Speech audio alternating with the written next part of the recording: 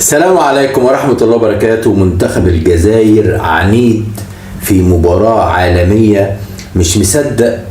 ساعة كاملة الجزائر مهزوم 4-0. واحد كان حزين جدا عشان بيحب الشعب الجزائري، وتتفرج بقى على نص ساعة أخيرة. أنا يعني بصراحة يعني أهنيهم على الأداء. 3 أهداف، وبغداد بنجاح ضيع واحدة، الجون صدها منه، ضيع ضربة رأس. لا أداء رائع، نص ساعة بالمباراة كلها. ولكن عشان أنا بحب منتخب الجزائر شفت عيوب قاتلة. عيب المدرب، ده عيب مدرب. زي ما بقول النص ساعة لما نزل بن طالب ونزل بنزية قلبوا المباراة، لازم أقول برضو إن الساعة الأولانية كارثة. مش عيب دفاع بس، المنظومة كلها عيب مدرب بصراحة. ال4 أهداف ده مندريا مطلع 3 أهداف كمان. المهم، السلام عليكم ورحمة الله وبركاته. يا رب تكونوا بخير. اعمل لايك وادعمنا. الفريق كان ساعة كاملة كان مفشوخ خالص. دفاعيا مفتوح، اتفضلوا جيبوا جوان، وهجوميا مفشوخ. محرز في حته لوحده وواضح عليه السن قوي، بيلعب على الواقف. وسعيد بالرحمه نفس الاداء ناحيه الشمال، بره اللعب خالص، مفيش اي مساعده من محرز وسعيد انه ينزلوا يسموا. شفت بقى غويري لما راح شمال، وبنزيه ياسين بنزيه لما راح يمين، عملوا شغل رائع في نص ساعه. جابوا 3 اجوان وضيعوا فرص. حسينا بالاداء الجميل لما عملوا التغيير. تتفرج على المباراة الساعة الأولانية مفيش شغل مدرب. الدفاع، الهدف الأولاني الراجل واخد آية نور وعمال يجري أكنه بيجري في جنينة، جاي علينا كده على الجون. الراجل بعد كده جري بيها 20 متر، مفيش حد بيقول أنت بتعمل إيه، وبصها. وبعد الهدف الأولاني في مهاجم واقف لوحده كده، جات له الكورة لقيته بيستلمها وبيلف. إيه ده؟ تتفرج على المباراة تحس ان المباراة دولية ومباراة عالمية، لكن اول ما الكرة تروح في التلت الدفاعي ناحية دفاع الجزائر تحس انها تقسيمة تمرين.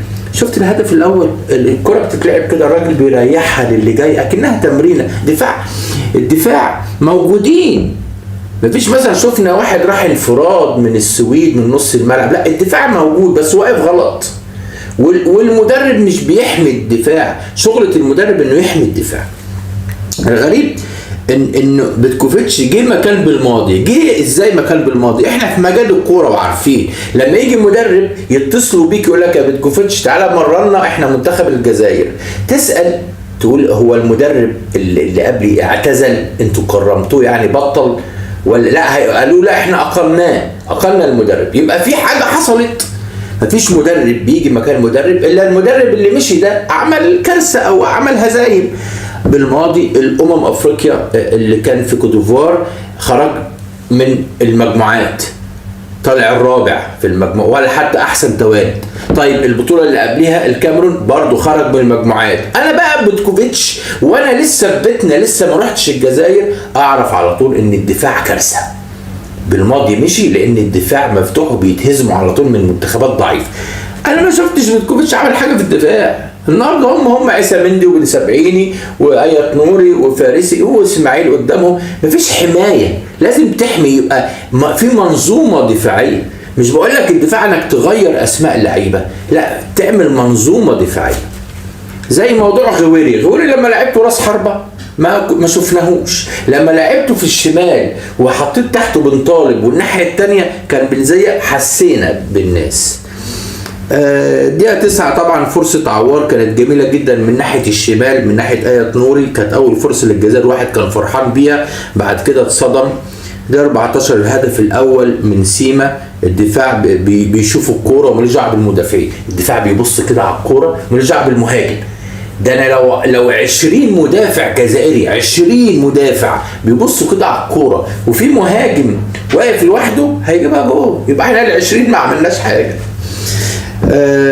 ده شغل مدرب، ما زعلوش مني يعني. دقيقة 26 زي ما قلت لكم كان المهاجمين فاضيين بشكل مضحك بتوع السويد، والحمد لله يعني الساعة الأولانية كان ممكن تخلص 6-7 والله. مندريا أنقذ أهداف. ما اعرفش، ثلاثي الهجوم كان عليهم علامه استفهام في اول المباراه. محرز بيبطئ اللعبه، خلص ناحيه اليمين، وسعيد بالرحمه ملوش قادر، بالعكس ده قافل على ايه نوري، وغويري بعيد خالص لان مفيش حد بيشتغل معاه غويري. يعني بيتحركوا براحتهم كانوا. هو ماتش مفيد، بس العيوب هي ما دي، ما بالماضي مشي لان الدفاع مفتوح. انا اجي مدير فني بيتكوفيتش بقالي اكتر من سنه، بيتكوفيتش بقاله سنه و3 شهور، بيتكوفيتش بقاله سنه و3 شهور، نفس هي المصايب هي بس بانت لما لعب النهارده ضد منتخب السويد. ومنتخب السويد يعني مش اللي هو يعني اللي بيطلعوا نار من بقهم. منتخب السويد لا هو اسبانيا ولا البرتغال، بس شويه عندهم كوره كويسه، بيعرفوا يتصرفوا في الحته الهجوميه. دخل 4 تجوان النهارده في منتخب الجزائر. لا، المنتخب الجزائر لو فضل كده من غير تصحيح هيبقى مشكله. وتاني بقولها، مش عندك عيب في الدفاع انك تغير اللعيبه، ما تغيرش اللعيبه، هم بس اعمل منظومه، احمي الدفاع. النهارده لما نزلت بن طالب جنب اسماعيل، الاثنين عندهم حس دفاعي، السويد ما راحوش. انما لما كنت بتلعب الشوط الاولاني اسماعيل هو اللي مدافع، وهشام بوداوي بيكمل يمين، وحسام وعوار بيكمل شمال، كان ملعبك مفتوح. يعني هدف اسماعيل طبعا كان جميل جدا، اهداف الجزائر كلها كانت حلوه بصراحه. ياسين بنزيه وغويري لما لعبوا بقى اخر نص ساعه من الدقيقه 60 ناحيه اليمين، بنزيه مكان محرز وغويري مكان سعيد، لا شفنا شغل تاني خالص بصراحه. برغم ان انا بحب محرز جدا وسعيد، بس ده الحق يقال يعني. مش لازم تغير الدفاع، بس لازم تحمي الدفاع. في فرق ان انا اغير بن سبعيني واجيب واحد تاني، بقى انا ما عملتش حاجه. ما هي المصيبه. لا، خلي بن سبعيني ومندي والاربعه دول واحمي الدفاع، احميهم. انت كنت دفاعك مفتوح والمهاجمين بعيد قوي عن بعض، فبتدي فرصه للسويد باقل مستوى جابوا فيك اجوان.